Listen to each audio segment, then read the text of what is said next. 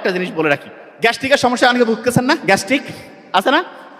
1 number গ্যাস্ট্রিকের সমস্যায় ভুগতেছেন, এই কাজটা করেন। সেটা কি? সেটা হচ্ছে খাবার আগে একটু কুসুম কুসুম গরম পানিতে দিয়ে দেন, ভিনেগার দেন, দিয়ে খেয়ে নেন দেখবেন, এবং খাওয়ার পরে টক দই খাবেন, আর সকালবেলা পারলে একটু মেথি খাবেন। বিশ্বাস করেন, গ্যাস্ট্রিক অ্যাসিডিটি, যেটাকে হাইপার অ্যাসিডিটি, এটা আল্লাহর রহমতে একদম নাই হয়ে যাবে। কোনো কারণে কোনো মেয়েরই উচিত না মায়ের দুধ থেকে বাচ্চাকে বঞ্চিত করা। কেন? কারণ ওই দুধের মধ্যে আছে এক রকমের রোগ প্রতিরোধক ইমিউনোগ্লোবুলিন, আর বাজারের যে ফর্মুলা মিল্ক থেকে শুরু করে গরুর দুধ যা কিছু খাওয়াবেন, কি হবে? ব্রেনের ডেভেলপমেন্টের সমস্যা, রোগ প্রতিরোধ ক্ষমতার সমস্যা, বাচ্চা কান্নাকাটি করবে, অ্যালার্জির সমস্যা, দেখবেন যে ওই বাচ্চা যে আছে সেই বাচ্চার মায়ের প্রতি যে আন্তরিকতা সেটাও কমে যাবে। তার মানে আল্লাহ যেটা ন্যাচারালি আমাদের জন্য বানিয়েছেন অসাধারণ। অনেকের দেখবেন ডায়াবেটিস আছে না? ডায়াবেটিসের রোগী ভালো করে খেয়াল রাখবেন, তার যদি পায়ের মধ্যে কোনো কাটা ঢুকে, পায়ের মধ্যে কোনো আঘাত ঢুকে, আমরা প্রায় ওয়ার্ডে এরকম রোগী পাই, টেরে পায় নাই ডায়াবেটিসের রোগী পায়ের মধ্যে আস্তে আস্তে আস্তে আস্তে একটা ফোড়া থেকে গোটাল পা কেটে ফেলতে হয়েছে। ডায়াবেটিসের রোগী প্রত্যেকদিন পাটা একদম পায়ের তালাটা সুন্দর করে চেক করবেন, কোনো জায়গায় সামান্যতম ফুটা আছে কিনা, তাহলেই সাথে সাথে হচ্ছে ডক্টরের কাছে নিয়ে যাবেন। জ্বর যখন হয়, মোহাম্মদ সাল্লাল্লাহু আলাইহি ওয়াসাল্লাম বলছে না, জ্বর যদি হয়, জ্বর হচ্ছে আগুন, এটাকে পানি দিয়ে মোকাবেলা করো। বিজ্ঞানীরা এখন দেখতেছে যে কোনো জ্বরের 1 নাম্বার, জ্বর কিন্তু রোগ না, উপসর্গ। এটার 1 নাম্বার ট্রিটমেন্ট হচ্ছে যখনই জ্বর হয়েছে তাকে পানি দিয়ে শরীরটা মুছায় ফেলেন, ঠান্ডা না লাগলে গোসল করায় ফেলেন। লাভটা কি? পানির একটা অসাধারণ বৈশিষ্ট্য হচ্ছে, পানি যখন এক জায়গা থেকে আরেক জায়গায় যায়, তাপকে সাথে নিয়ে যায়, তাপকে সাথে নিয়ে যায়। তার মানে আপনি এই যে আমি যে ঘামতেছি, কেন? শরীর থেকে অতিরিক্ত তাপটা বের হয়ে যাচ্ছে। এয়ার কন্ডিশন মেশিন যখন লাগানো থাকে, দেখবেন না যে মেশিন থেকে হচ্ছে যে প্রতি মুহূর্তে বাইরে ফোটায় ফোটায় ফোটায় ফোটায় পানি পড়ে। কেন? শরীর যেমন আমাদের ঘামের মাধ্যমে তাপমাত্রা, পানি এক জায়গা থেকে আরেক জায়গায় গেলে তাপকে সাথে নিয়ে যাবে, এয়ার কন্ডিশন মেশিন এরকম বাইরে তাপটাকে নিয়ে গিয়ে ফেলে দিল পানি আকারে, রুমটার মধ্যে যে টেম্পারেচার ওইটা মেনটেন করলো। ঠিক তেমনি করে যে কারো যখন জ্বর হয়েছে সাথে সাথে কি করবেন? শরীরটা একদম সুন্দর করে স্পঞ্জ করে ফেলবেন, পারলে গোসল করা নিবেন যদি ঠান্ডার সমস্যা না থাকে। আরেকটা জিনিস বলে রাখি, অনেকেই লিভারের সমস্যা আছে না, লিভারের মধ্যে চর্বি জমছে, 1 নাম্বার ট্রিটমেন্ট কি সেটা? সেটা হচ্ছে চিনি জাতীয় যত খাবার আছে হারাম, বাতিল করে দেন। বাতিল করে টক দই খান, তার সাথে হচ্ছে ওই যে গ্রিন টি যে আছে সেইটা একটু খান। এবং একটা জিনিস বলে রাখি, গাছের যে ন্যাচারাল যে মধু, সেইটার যে বৈশিষ্ট্য, কেনা মধুর ওই বৈশিষ্ট্য হবে না। গাছের যে ন্যাচারাল মধু সেইটা অ্যান্টিঅক্সিডেন্ট, রোগ প্রতিরোধ ক্ষমতায় ভরপুর, এবং সেইটা আপনার শরীরের গ্লাইসেমিক ইন্ডেক্সটাকে ঠিকভাবে কন্ট্রোল করবে, ডায়াবেটিসের সমস্যা হবে না। কিন্তু দোকানের খাইলে ওইটা আপনার জন্য প্রবলেম করবে। এরপরে ওই যে ঘি আছে না, অনেকে কয় ভাই ঘি খাচ্ছি কাজ কম হচ্ছে। হ্যাঁ, বাড়িতে তৈরি করা যে ঘি সেটা কিভাবে হয় জানেন?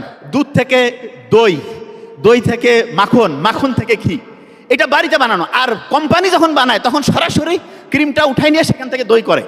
ইন্টারেস্টিং পয়েন্ট, সহজ করে বলি, বাড়িতে বানানো ঘি এইটা 1000 গুণে ভালো যে কোনো কোম্পানির, সারা দুনিয়ার যে কোনো দামি ঘিয়ের চাইতে 1000 গুণে ভালো। কেন? কারণ ওইখানে এমন উপকারী ব্যাকটেরিয়া তৈরি হয় যেটা আমাদের শরীরের রোগ প্রতিরোধ ক্ষমতা বাড়ায় দেয়, আমাদের হজম শক্তি বাড়ায় দেয়, আমাদের হচ্ছে ওই যে ওইটাকে যেটা বলে খাবারের যেই প্রয়োজনীয় অংশটাকে ঠিকভাবে অ্যাবজর্ব করতে হেল্প করে। এই সবগুলো জিনিস যদি ভালো করে মাথায় রাখেন তাহলে। বনসাই ট্রি কারা দেখছেন? বনসাই ট্রি দেখেন নাই? ছোট্ট একটা জায়গার মধ্যে একটা বড় গাছ, ছোট্ট, ওটাকে বলে বনসাই ট্রি।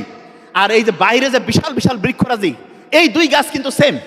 যেটা বনসাই ট্রি মানে একটা পটের মধ্যে হয়, একটা বক্সের মধ্যে, রুমের মধ্যে হয়, এইটার বীজ আর ওইটার বীজ সেম। পার্থক্য কি? পার্থক্য হচ্ছে এইটা খুব আরামের মধ্যে ছিল, ব্রয়লার মুরগির মতো ছিল, এই জন্য সে অসাধারণ হইতে পারেনি। আর যে হচ্ছে বাইরে ছিল, রোদ বৃষ্টি ফাইট করছে, তার সাথে লড়াই করছে, সে আস্তে আস্তে আস্তে বহির্ভূয়ে বিশাল হয়েছে।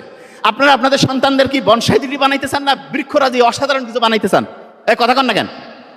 অসাধারণ অসাধারণ বানাইতে চাইলে কি বাড়িতে একেবারে আরাম করে ওইভাবে মানুষ করবেন, না বাইরে তাকে ফাইট করার জন্য নিজেকে তৈরি করবেন? কিভাবে করবেন?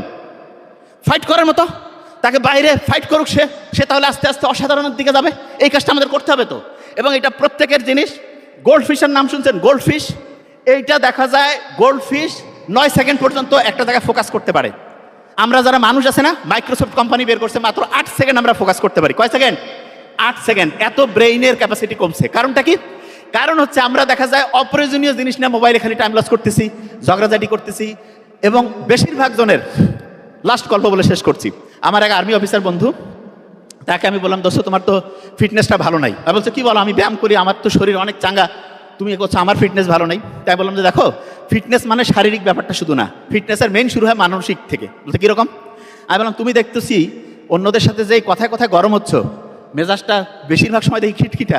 বলছে হ্যাঁ দোস্ত, বিভিন্ন প্রেশার হ্যান ত্যান এটার জন্য। আমি বললাম শোনো, ফিজিক্যাল ফিটনেস 20-25, মেন্টাল ফিটনেসটা 75 থেকে 80।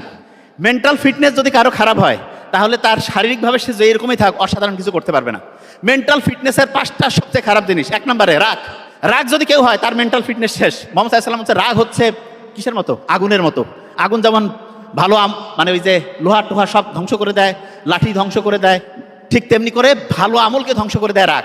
রাগ হইলে ব্রেইনের প্রিফ্রন্টাল কর্টেক্স হিপোক্যাম্পাস কাজ করে না। তখন দেখা যাবে কি মাথা গরম হয়ে গেছে, একজনকে হঠাৎ করে একটা কথা বলছেন সারা জীবন এটার জন্য আফসোস। এরপরে দেখবেন অনেক লোক আছে না অন্যকে খালি দোষারোপ করে যে ভাই এর জন্য হয়নি। এইটা ব্রেইনের জন্য আরেকটা হচ্ছে যে ফিটনেসের খারাপ জিনিস। অনেকে দেখবেন খালি যে কোনো বিষয় নিয়ে কমপ্লেন করে, এটা খারাপ একটা জিনিস। আরেকটা কি পড়তে বসতে বলতেছে আমি 5 মিনিট একটু মোবাইলে ঘুরে আসি, 10 মিনিট বন্ধুর সাথে গল্প করি, 5 মিনিট একটু আড্ডা দেই, এইটা হচ্ছে ডিস্ট্রাকশন। এইটা ব্রেইনের জন্য ফিটনেসের জন্য খারাপ। আরেকটা কি ইগো, অহংকার। অনেকে কয় না হ্যাঁ ভাই আমি অমুক ওটা কেন শুনি লাগবে, ওটা কেন দেখি লাগবে, এরকম বলে। কিন্তু ইগো, অহংকার, আল্লাহ বলছে অহংকার হচ্ছে আমার চাদর। যে ব্যক্তি অহংকার করে সে আমি আল্লাহর চাদর নিয়ে টানাটানি করে। এইটা থেকে বিরত থাকতে হবে।